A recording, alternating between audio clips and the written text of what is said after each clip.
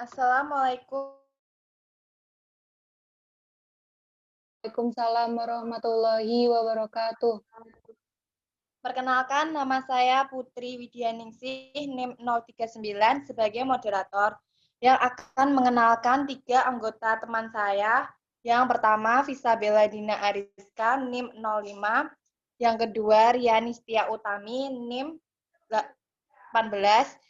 Yang ketiga, Jihan Safitri, NIM 25.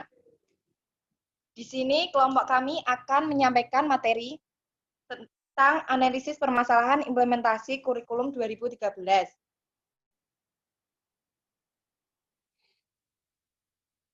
Kurikulum 2013 adalah tercapainya kompetensi yang berimbang antara sikap, keterampilan, dan pengetahuan di samping cara pembelajarannya yang holistik dan menyenangkan. Adapun poin-poin yang pertama akan disampaikan Saudara Riani. Dipersilahkan. Kemudian konsep dasar teori kurikulum. Pendidikan berdasarkan standar landasan kurikulum 2013. Yang pertama secara yuridis. Yuridis kurikulum adalah Pancasila dan Undang-Undang Dasar 1945. Undang-Undang Nomor 20 Tahun 2003 tentang Sistem Pendidikan Nasional. Peraturan Pemerintah Nomor 19 Tahun 2005 tentang Standar Nasional Pendidikan. Dan Peraturan Menteri Pendidikan Nasional Nomor 23 Tahun 2006 tentang Standar Kompetensi Kelulusan serta Nomor 22 Tahun 2006 tentang Standar Isi. Landasan yuridis kurikulum 2013 adalah Instruksi Presiden Republik Indonesia tahun 2010 tentang pendidikan karakter. Yang kedua, secara filosofis, membangun kehidupan masa kini dan masa yang akan datang dan dikembangkan dari warisan nilai dan potensi di masa lalu, dan kemudian diwariskan dan dikembangkan untuk masa depan. Ketiga, secara sosiologis, pendidikan yang dimana adalah upaya untuk merubah perilaku manusia, akan tetapi tidak merubah perilaku peserta didik secara mutlak akibat dari intervensi program pendidikan. Yang keempat, secara psikologis. Pendidikan berasal dari masyarakat berupa lingkungan yang baik, yang diartikan agar mampu bertujuan dalam kehidupan bermasyarakat. Yang kelima, secara empiris. Bentuk pendidikan berdasarkan dari momentum pertumbuhan ekonomi yang harus tetap dijaga dan ditingkatkan untuk membangun generasi muda berjiwa wirausahawan. Yang keenam, secara teoritis. Kurikulum 2013 dikembangkan atas teori pendidikan berdasarkan standar kurikulum 2013. Lalu karakter kurikulum 2013. Kurikulum 2013 adalah kurikulum berbasis kompetensi. Kompetensi untuk kurikulum 2013 dirancang sebagai berikut. Isi atau konten yang dimaksud adalah kompetensi yang nyatakan dalam bentuk kompetensi inti. Kurikulum inti merupakan gambaran yang secara kategoris mengenai kompetensi dalam aspek sikap, pengetahuan, dan keterampilan. Kompetensi dasar merupakan kompetensi yang dipelajari peserta didik untuk mengajarkan SD atau MI dan juga untuk mempelajarkan kelas tertentu seperti SMA atau MTS, SMA atau MA, SMK atau MAK. Kompetensi inti menjadi unsur organisator di mana kompetensi dasar dikembangkan. Kompetensi inti dan kompetensi dasar di sini Jenjang pendidikan diutamakan pada sopan dan santun. Kompetensi dasar yang dikembangkan berdasarkan prinsip akumulatif. Lalu, kompetensi membentuk yang namanya silabus sebagai bentuk dari mana pembelajaran. Dan terakhir, terkait dengan rencana pelaksanaan pembelajaran dalam pengembangan setiap kompetensi. Lalu kita akan membahas proses pembelajaran. Proses pembelajaran kurikulum 2013 terdiri atas pembelajaran intrakurikuler dan ekstrakurikuler.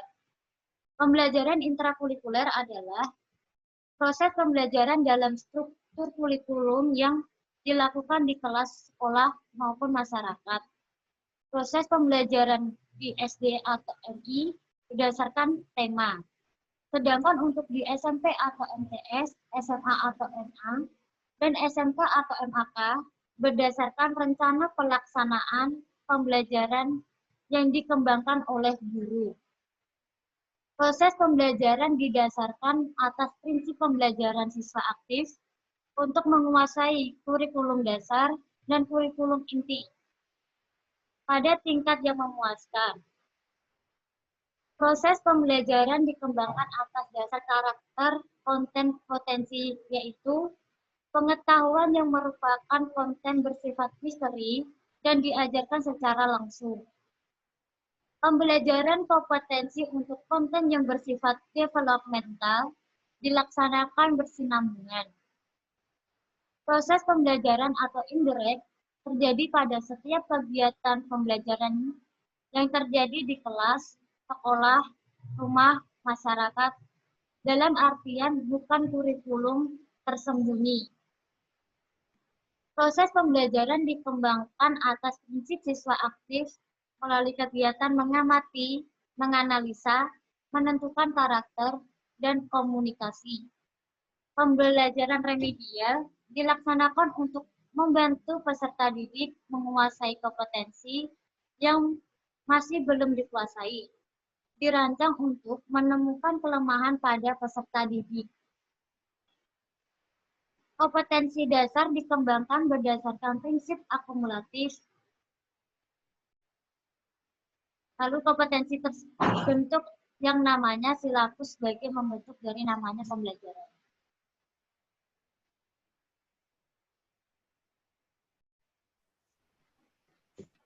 Materi selanjutnya akan disampaikan oleh Saudari Fisabella. Persilahkan. Prinsip perkembangan kurikulum 2013.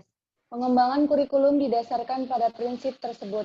Kurikulum bukan hanya merupakan sekumpulan daftar mata pelajaran, karena mata pelajarannya hanya merupakan sumber materi pembelajaran untuk mencapai kompetensi. Analisis kurikulum 2013. Sejumlah hal yang menjadi alasan pengembangan kurikulum 2013 adalah perubahan proses pembelajaran dari siswa diberitahu menjadi siswa mencari tahu, dan proses penilaian dari berbasis output menjadi berbasis proses dan output, memerlukan penambahan dan jam pelajaran.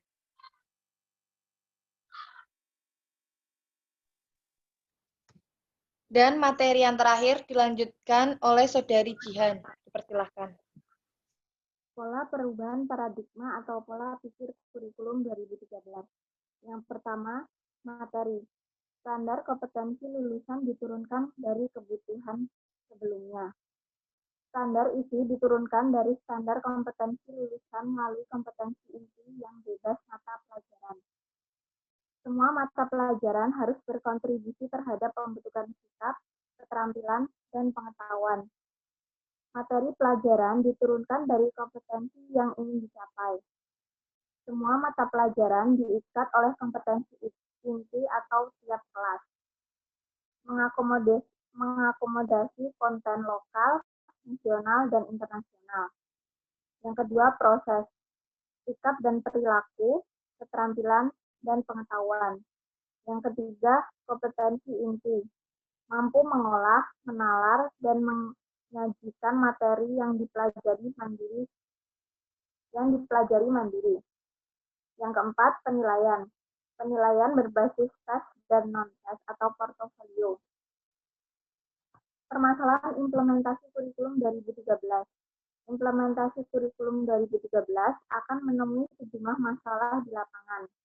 Selain persoalan paradigmatik seperti mengubah mindset guru, ada problem teknis yang berkaitan dengan perubahan struktur kurikulum yang menyebabkan adanya pelajaran yang hilang maupun ditambah jam.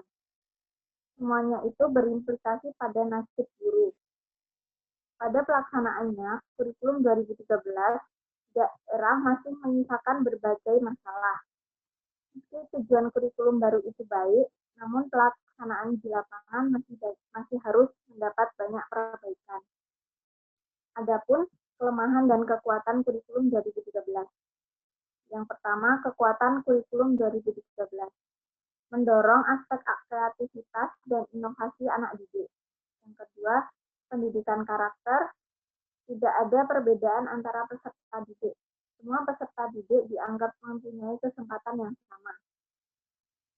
Guru harus terus dipacu kemampuannya melalui pelatihan-pelatihan yang meningkatkan profesionalitas. Yang terakhir, kelemahan kurikulum 2013.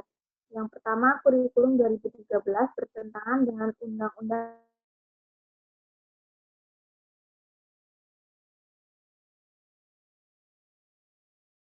proses pengembangan kurikulum 2013.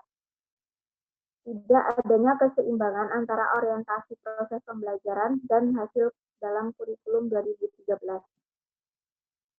Pemerintah mengintegrasikan mata pelajaran IPA dan IPS dalam mata pelajaran Bahasa Indonesia untuk jenjang pendidikan dasar. Sekian dari saya kembalikan ke moderator.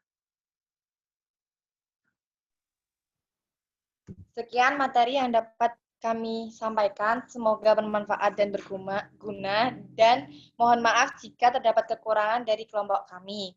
Sekian, terima kasih. Wassalamualaikum warahmatullahi wabarakatuh. Waalaikumsalam warahmatullahi wabarakatuh. Jangan lupa like, comment, dan subscribe. Dadah! Dadah, dadah!